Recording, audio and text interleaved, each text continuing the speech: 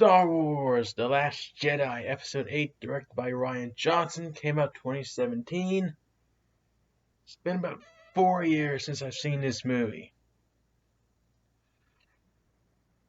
Now, my thoughts on this film. Is it better than The Force Awakens? No.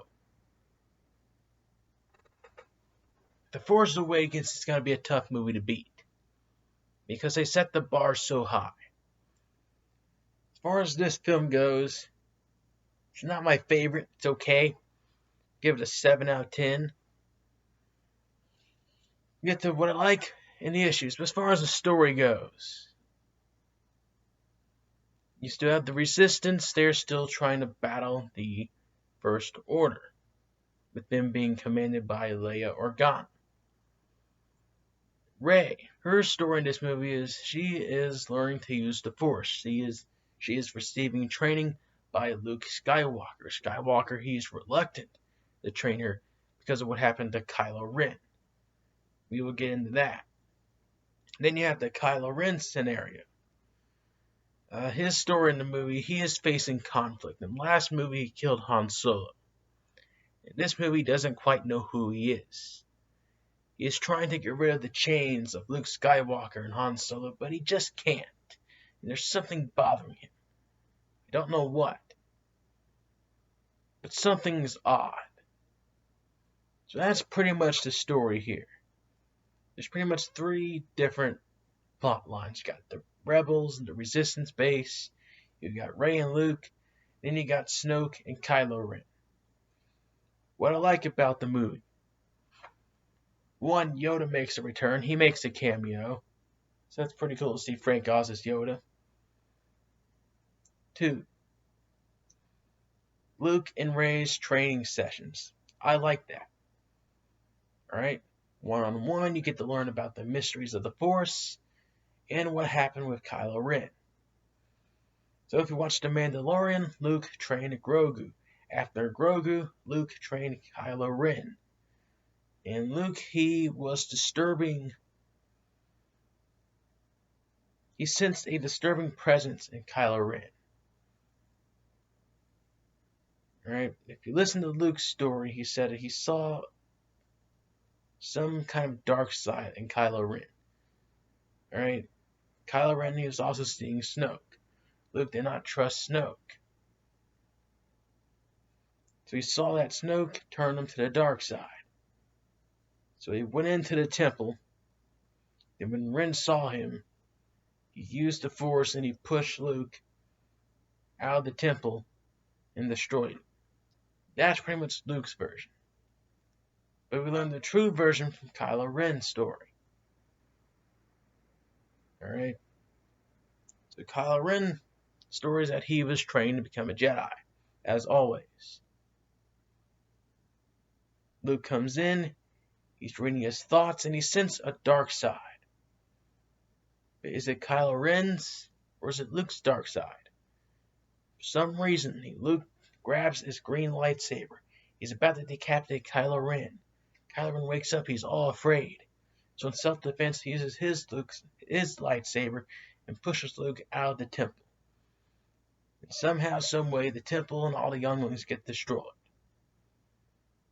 So there's 2 versions of the events that happen. The truth is probably somewhere in the middle. But I like that. And it's kind of exposed Luke. He's kind of being a Sith. He doesn't really tell the truth a whole lot. So I like that. The interactions between Kylo Ren and Rey are pretty good. They have a connection to the Force. I don't know why. Maybe they're related. Maybe we'll find out in Rise of Skywalker. But they have some connection to the Force. They're able to talk to each other through the Force. And somewhat intriguing. I like the ending of the movie.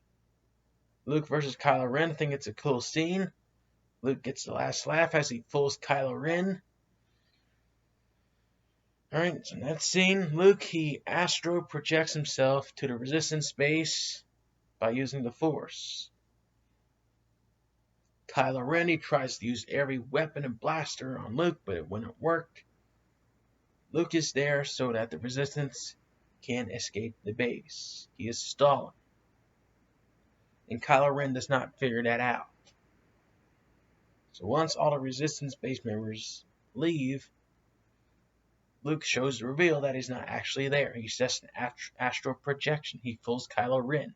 Kylo Ren, he's not that strong enough with the Force. He's conflicted. So I like that part. But that's the positives. We're going to the negatives. One is Carrie Fisher. I do not understand her portrayal of Leia in this movie. There's a scene where a spaceship blows her up into outer space. Now you would think she's dead, but no, she uses the Force, brings her back aboard the ship like nothing happened. Now I know she has a connection to the Force because she's the sister of Luke Skywalker. But is she a Jedi? I don't know. And two, Carrie Fisher in this movie. She does not sound good. Of all the people that have aged well in the Star Wars movies, she was the least. She did not sound good. Her look might be alright, but something about her voice, man, it doesn't sound like Leia from the original trilogy. You know, Mark, he still sounds like Mark, still somewhat looks like Mark. He's a little bit older. Harrison Ford still looks like the way he does. But Carrie, she has not aged well. And unfortunately, this film came out a year after her death. So that was kind of emotional. Two, the plot is very slow. Nothing really happens in this movie until we kind of get to the end.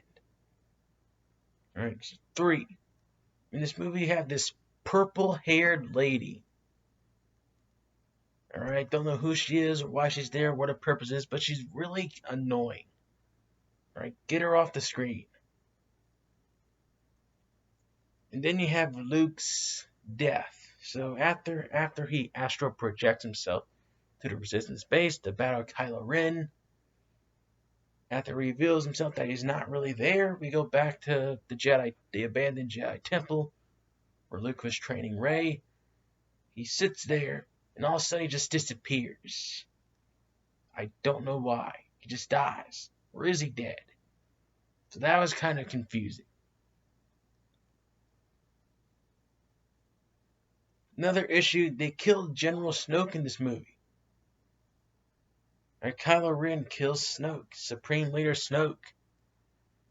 And Snoke, they kind of make him look like an idiot. Right? Snoke, he's sitting in his chair right here. Okay, his lightsaber's sitting right next to him. Kylo Ren is on the opposite end of the room. And while Snoke was blabbing his mouth, Kylo Ren uses the Force and uses Snoke's lightsaber against him and stabs him in the side. And Snoke didn't even notice. And Snoke was blabbing how he can't be beaten, he can't be betrayed. And I was like, ugh. And this is the guy that they're teasing to be the big bad villain in this movie. And they just kill him off like that. That was kind of odd. So Star Wars The Last Jedi, it's okay. Some issues with it. I give it a 7. It's not bad. It's not terrible. But it's not as great as The Force Awakens. Is it good? Meh, it might be. But I think it's okay. 7 out of 10. That's your Star Wars The Last Jedi review.